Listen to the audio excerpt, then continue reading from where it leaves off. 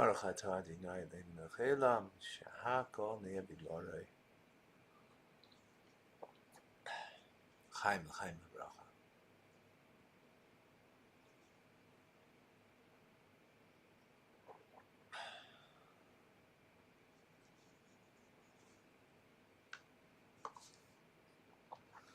We continue with our mimer, with our Hasidic discourse.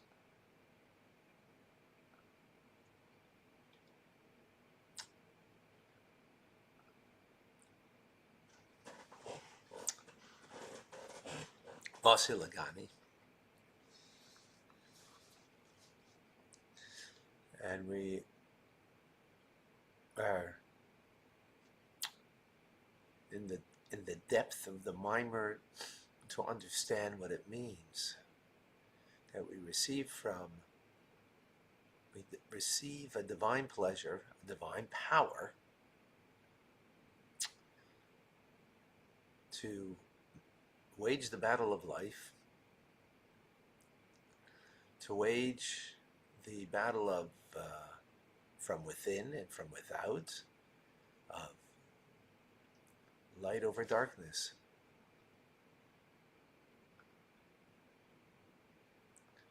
So we're getting a power from above, and it's a power that is something that we don't recognize.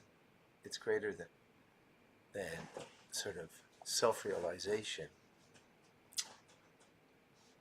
It comes hidden. Sometimes you get from God things that are, open message. Like Omer Shem Tov in Gaza. He gets a Dvar Malchus from a soldier that was in Gaza and left over weekly teachings, a booklet, weekly teachings from the Lubavitcher Rebbe, from the Rebbe, and Hamas, who incarcerated him, found it, and eventually, with whatever he got it, and for him that was a divine message. God's with him. Teachings that can give him strength to get over everything. But then there's when you don't get the message. You don't get that divine flow, the divine energy that you feel connected to the divine. So this is even something greater, and we're explaining that in many different ways. One is in the stories of Torah. The stories of the Torah have such a hidden depth to it, but it comes down in such a low dimension, if you will, that it's a story that even a child can appreciate a story. It's not an Einstein deep theory that only graduate students can appreciate. Right? It's not teachings of the Torah that depth, and I see the depth. No. It's a story that has seemingly just a storyline to it. Adam and Eve, Avraham and Sarah.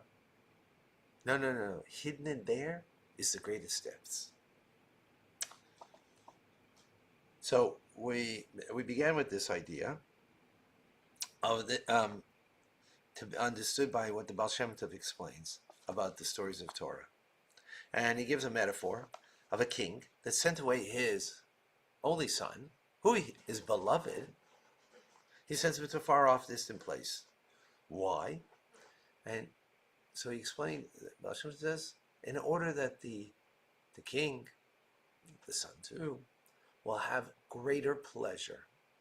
In other words, it sounds counterintuitive, because we're talking about the son of the king, who he has great pleasure from in the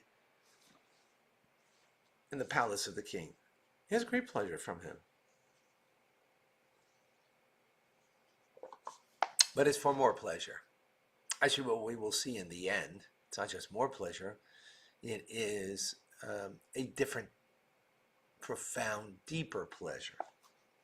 As we see, we won't see that right now, but we'll see that later.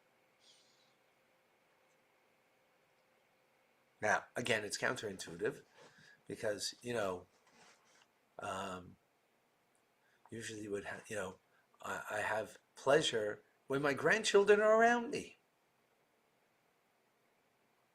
Children, but grandchildren, like, just to bring out the idea, right? Not when they're distant. So what does that mean? So he explains in the metaphor, so with many days, what happened with being away from the palace of the king, the son, he forgot what it means. All of the pleasures of being by the king, by his father. He forgot it all. So much so that he speaks a different language now. He dresses differently.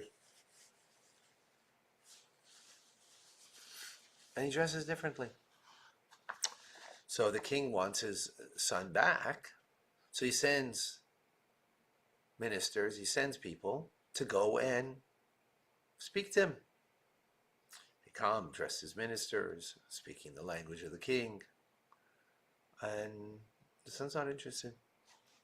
The son's not interested.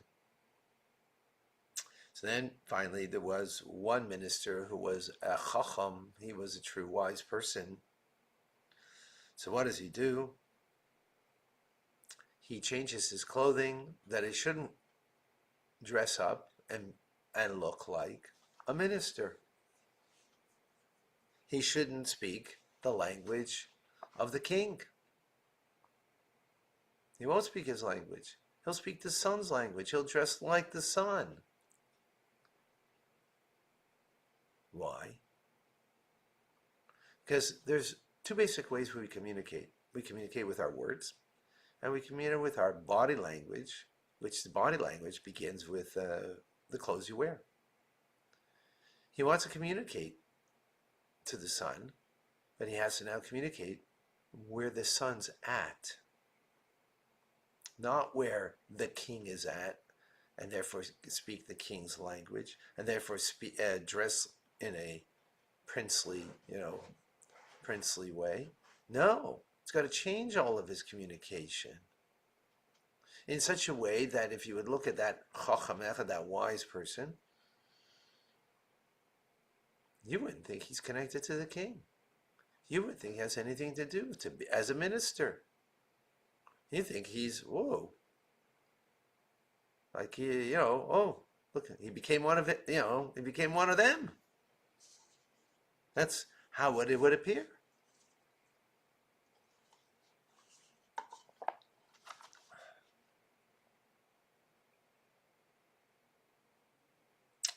But because he did that, he removed himself in a manner and he presented himself in the way that the son would be familiar with, open to, that's how he was able to bring him back to his father.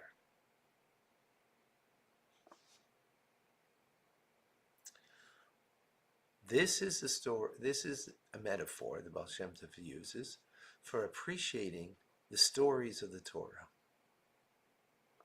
That they're stories of, occurrences in the physical world, material world.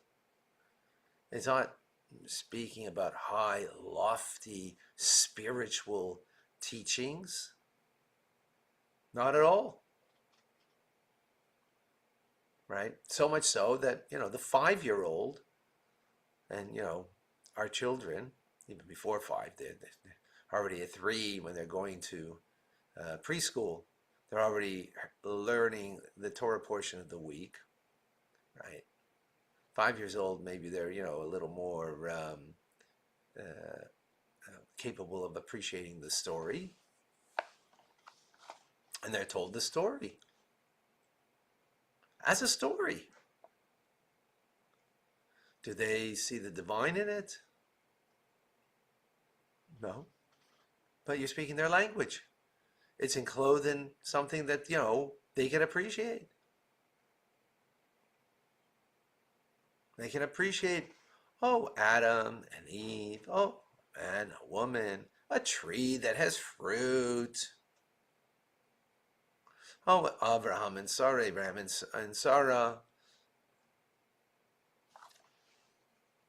right? There's a famine, so they leave Canaan, they go to Egypt.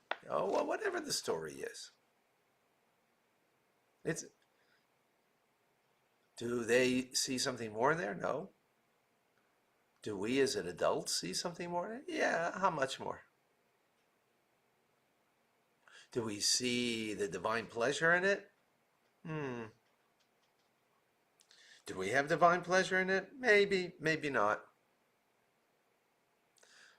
Is there divine pleasure in it? Yes, only when you can appreciate the depths of the teachings.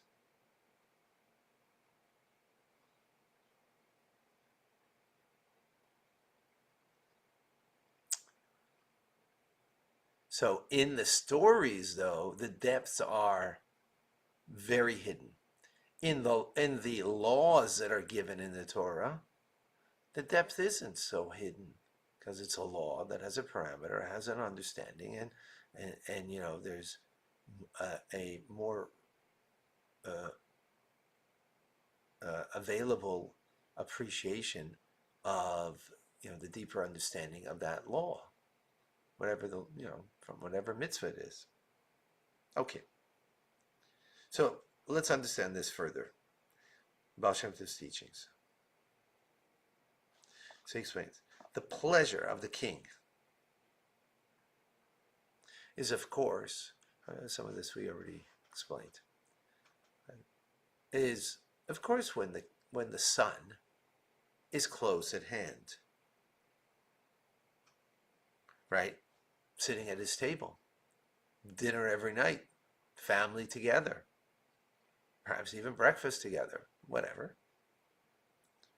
But what the king wants is there should be for him a greater pleasure.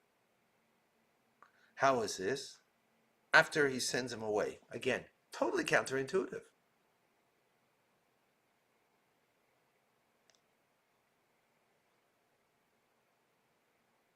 How does he return to him?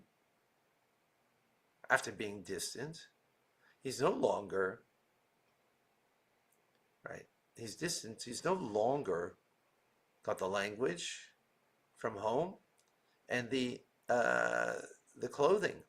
Again, remember the two ways that we communicate.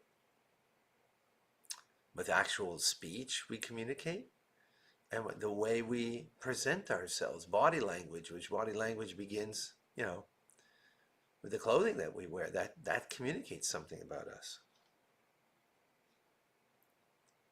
So as we said, that is the stories of the Torah. In other words,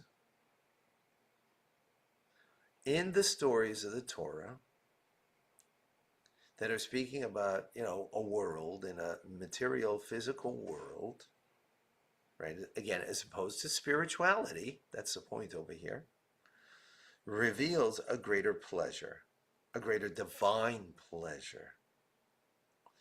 Of course, not just in understanding the story as a story, but understanding the depths that's hidden in there. And again, it's hidden.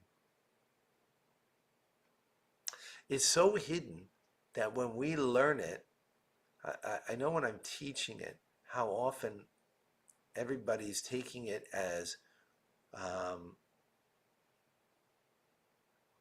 like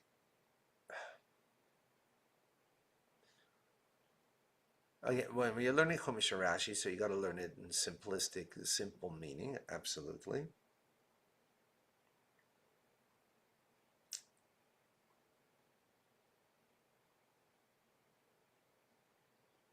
For sure. But when you try to take a story and then strip it of its the storyline, so I find that people have a great difficulty because they're just seeing it as a story that was, not a teachings, a lesson that is, and becomes very difficult. just shows how, as opposed to if you're speaking about an idea, a spiritual teachings. Oh, okay, it begins in the spirit.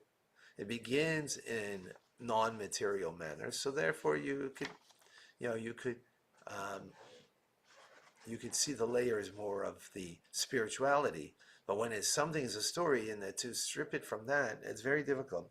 Just to show that the hiddenness of the depths of the infinite wisdom of God that's in a story, it's really hidden.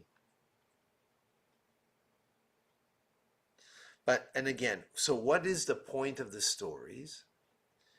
Is to reveal a greater divine pleasure.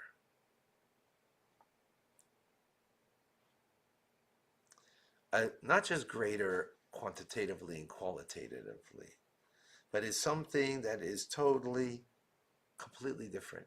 It's called Tainug Pashut, a simple pleasure rather than a compounded pleasure. We'll see later on, based on the Rebbe Rashab's teachings, what that means. Now, let's go further with this to further understand. In the Mimer, every Basi Lagani Mimer, since it's about the Rebbe's commemorating his leadership, acceptance of the leadership, the continuation of all of the Rebbeim, of all the Rebbes. So he always quotes from every single Rebbe, and even including the Baal Shem Tov, as we just did. We just quoted the Baal Shem Tov. And now he quotes the Maggid, who the Maggid was the successor of the Baal Shem Tov. He is also the Rebbe, the mentor, the teacher of the Alter Rebbe, the author of the Tanya, the first Rebbe. So this we can understand also what teachings of the Maggid, as we know, we just learned in the Torah portions in the last few weeks about the exodus of the Jewish people. We just had the splitting of the sea this Shabbos. Before that, we had the exodus from Egypt. And what did Moshe say to Pharaoh? That, let us just go 3 days so we can bring offerings to God Almighty. All of the commentators have a problem with this. The Exodus was not for 3 days. Right? Even the giving of the Torah was 50 days later. So what's this 3 days? The Alter Rebbe offers an explanation in Tanya. All the commentators are bothered by this because it's mentioned many times. And in the end, Pharaoh wanted to get rid of the Jews, period. Although, he also after 3 days is wondering, hey, where are they? But he was ready to get rid of them because of the inflicting pain and the suffering and the destruction, death of the 10th and final plague of the death of the firstborn. And so why does Moshe say to him something that seems to be not honest? So we're not going to go into all of the different explanations that are given, but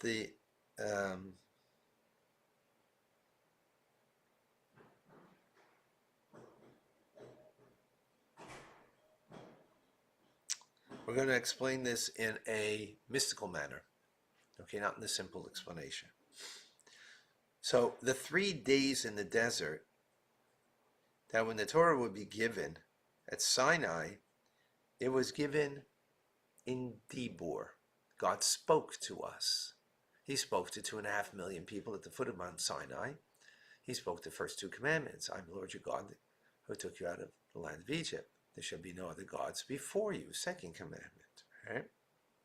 Now, of course, if God spoke those words, they were also thought. Right? Meaning, because as it is in us, our speech is drawn from our thoughts. That's where it comes from. We think in language and we speak in language. So it comes out that Torah was given b'dibur machshava, in speech and in thought. action, though, that's in our hands. In other words, God didn't act upon what he gave us. He didn't act upon the mitzvahs. We did. That's our part, right? When we do a mitzvah, an action mitzvah. And through that, that's how we get connected. In this world of action, that's where we're in, we connect the mitzvah with the word and thought of God, where it comes from, meaning from the higher worlds.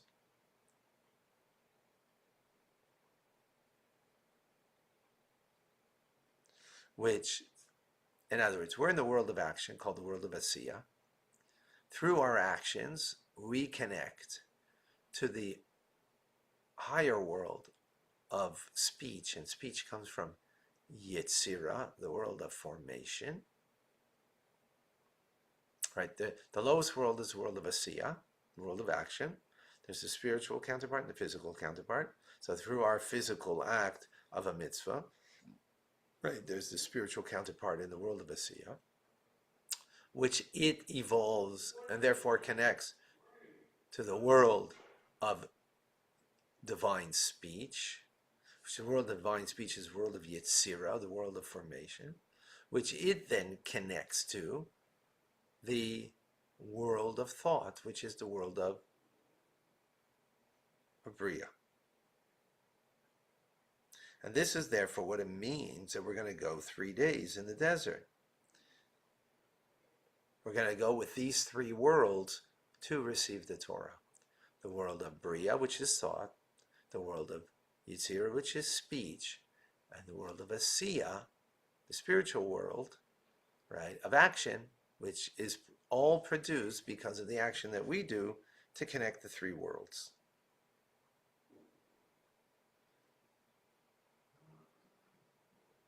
Okay? Very interesting concept. More on this to come. Stay tuned. It's fascinating ideas and teachings, and